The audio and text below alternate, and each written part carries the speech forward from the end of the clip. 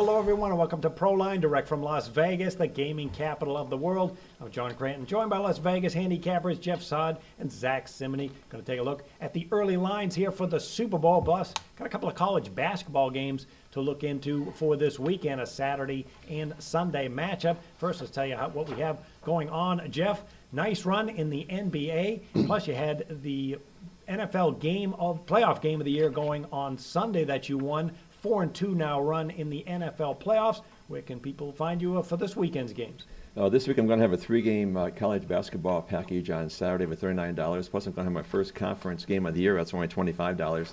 Also, if you call LVSS at 1-866-575-8916, you're going to get a week of basketball, NBA and college basketball for only $5. So call LVSS 1-866-575-8916 and also go to jimfeist.com. Get a 3-game college basketball package on Saturday, plus my first college conference game of the year.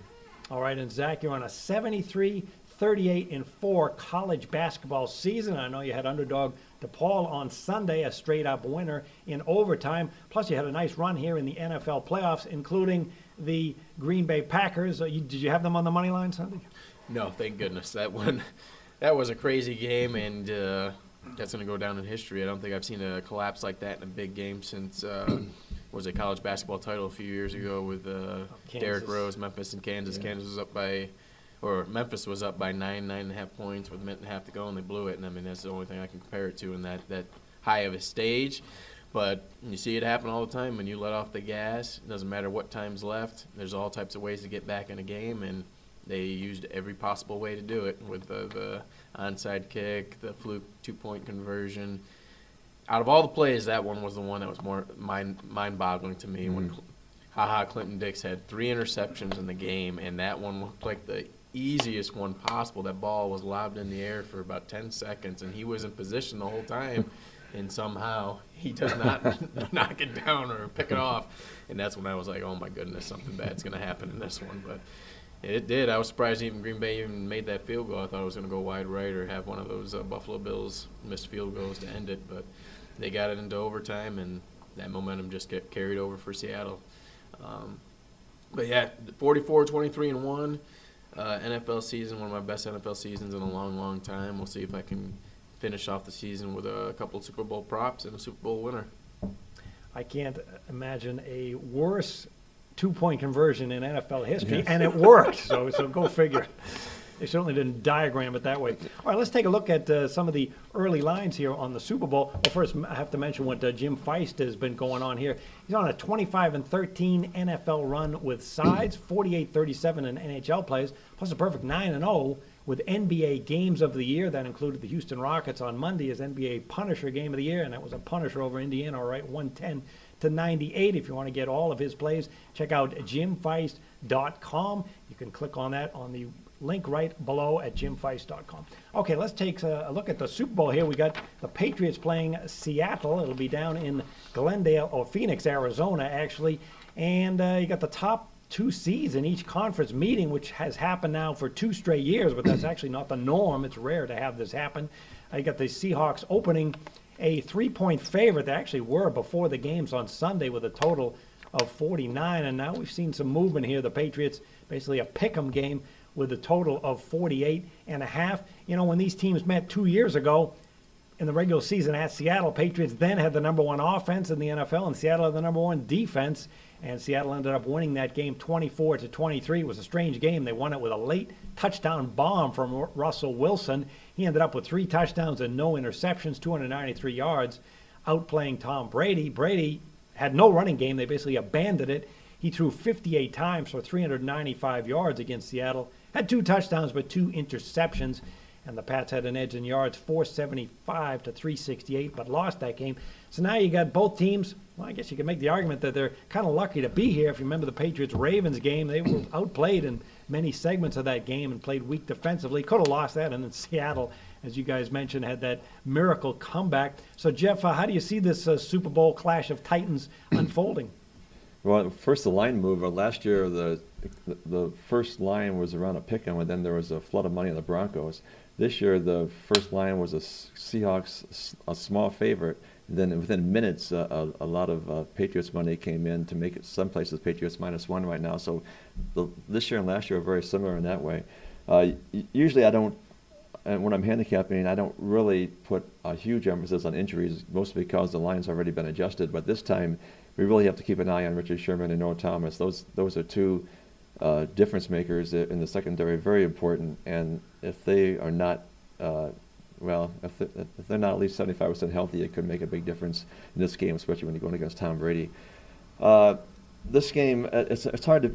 It's going to be a tough game. Of course, last year everybody thought it was going to be a close game, and it was a blowout. But this year, when you have Tom Brady, two quarterbacks have already won Super Bowls, it's very difficult right now to make a pick, especially coming off that weird game on Sunday. I mean, just we were talking about that before the show. Or Mike McCarthy, I don't blame him for being conservative in the first quarter, going for those field goals, but there's no excuse for being conservative in the fourth quarter when you need to put the game away. Can you imagine Bill Belichick, being that conservative in the fourth quarter when he has a lead? Even again on Sunday, they went and they kept the pedal to the metal against the Colts, and they were up by 30 points. So Mike McCarthy pretty much turned into Marty Schottenheimer, and that's what blew the game for him, plus all those other things. So right now, it should be a great game. Everything's pointing to a great game, a close game, but so we'll see what happens. It should be a good one, though, John. Yeah, Seattle doesn't have that home field edge that they've used so much in their advantage the last couple of years. But even then, even without that, Seattle overall 39-13 straight up, 34-16-1 against the spread the last 3+ years. You have to wonder if the Patriots fans are going to make that long trek to Arizona. It is a shorter trek here for Seattle fans to head down to Arizona, possibly see their team win 2 straight Super Bowls. They're going to be into this. So, Zach, you got a Seattle team that's on an 8-3 run under the total, even though that wacky Green Bay game went over. A lot of ways to examine this matchup with defensive edges, offensive edges, even coaching. How do you see some of the edges? This game's going to be a classic Super Bowl matchup. I was just thinking about in my head all the Patriots Super Bowls, and every one of them was pretty much close, besides the Donovan McNabb one when he was tired in the fourth quarter. But you had the game against the St. Louis Rams, his first Super Bowl win. You had the 2 games against the Giants. You had the Eagles game. And what was the other one? The Rams and the 2 Giants games, Rams, Carolina Panthers. All 3 Eagles. points, yeah. So all those games were close, and I think this one will be another one of those barn burners. You've got 2 great coaches. They'll figure out ways to disguise different concepts to make sure we can throw off a little bit, but those fluke type of plays aren't going to happen in this game. So the players are going to have to win this game with their personnel, and it's really going to be a test for Brady. Can he deliver against this press, bump, and run type of style of defense? I'm not sure he can. Those are the type of games that he struggled in his whole career. The Giants in the Super Bowl, obviously. A couple of games this year against the Bills.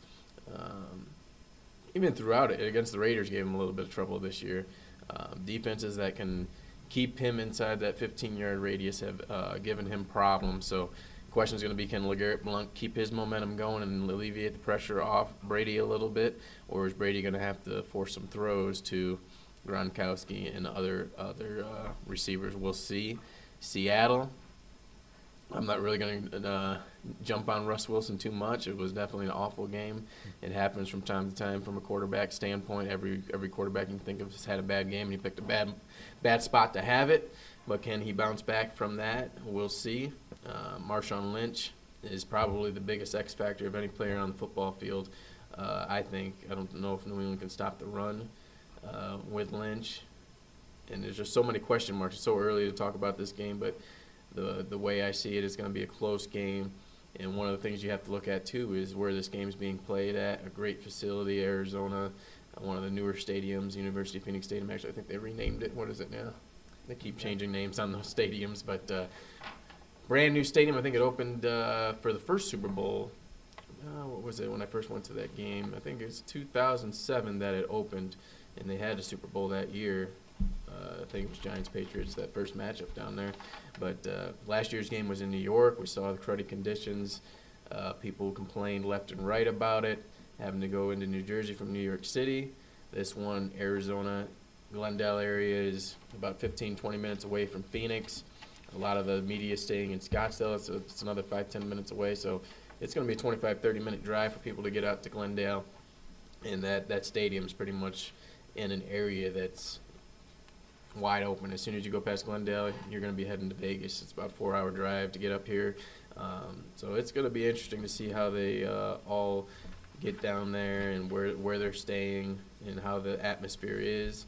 But there's 2 weeks to this game. I'm sure myself, Jeff, and John's got some more takes on it right now. But I'm still just letting my thoughts settle in off of what the games I've seen lately. I don't really like to give out a play too early on the Super Bowl. Got a lot of time to see what happens, and I'll go from there. But the stadium conditions are definitely one of the things I'm thinking about right now, and we'll settle in from there.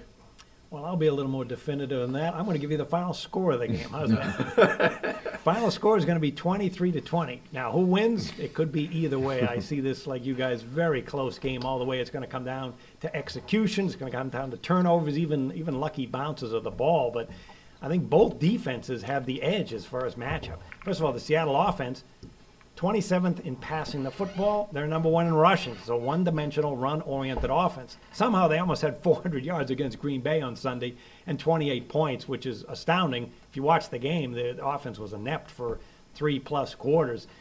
When I look at the wide receivers and tight ends, it's below average. And I can see a guy like Bill Belichick looking at the game film saying, I really don't care about the secondary that much. If they want to throw bombs on us and maybe connect on a few, I'll take that risk. We have got to stop the run. So I can see him bringing up 7 or 8 guys in the box, particularly on first down, keying on a guy like Marshawn Lynch because he can absolutely kill you. And even Russell Wilson, don't forget about him. As many yards as Lynch has had this season, Wilson has over 700 yards rushing. They ran that option attack late in the Green Bay game, and it was very successful, and that could give the Pats trouble. So I could see Belichick saying, let's bring everybody up. Patrick Chung as a safety is very good in tackling. I see them bringing him up, maybe even an extra linebacker. But as for blitzing, they're probably not going to do that because if you blitz a guy like Russell Wilson, he can kill you. He's so smart and so quick. If he evades that blitz, then he's out rushing on the side. He can pick up 5 to 10 yards with a rush, or he gives his wide receivers more time downfield to scramble and get open and throw the ball. So I can see Belichick saying it's all about containment. We're going to bring guys on the line, keep Wilson inside the pocket, and try to gang tackle Marshawn Lynch. And if that leaves single coverage, hey, you got Darrelle Revis, you got a fast Devin McCourty in the secondary. I would take my chances that way, but I would not want to get beat by this Seattle rushing attack. Both defenses, very good on third down, very good all season in the red zone. Then you get the Patriots offense. You know, when they can run the football, they're deadly. We saw that against the Colts. Great running game. It sets up the play-action pass. But they're not going to be able to run the football this game against the Seattle defensive line or their great linebackers. If you remember a couple weeks ago against the Ravens, they had 14 yards rushing on 13 carries. They abandoned the rush after that. I can see the same thing happen this game. They'll probably try it early just to test the Seattle D, but I can see them getting away from it, which means Brady short, 3, 4, 5-yard passes. The problem there is you're running into the strength of the Seattle secondary, number 1 against the pass. And we saw a Green Bay team that also has a great passing attack. What did they have? 1 touchdown on Sunday and 8,000 field goal attempts. So this is going to me, this is going to be a battle of very few touchdowns in the red zone and a lot of field goals. So I will look at the Super Bowl to be low scoring under the total.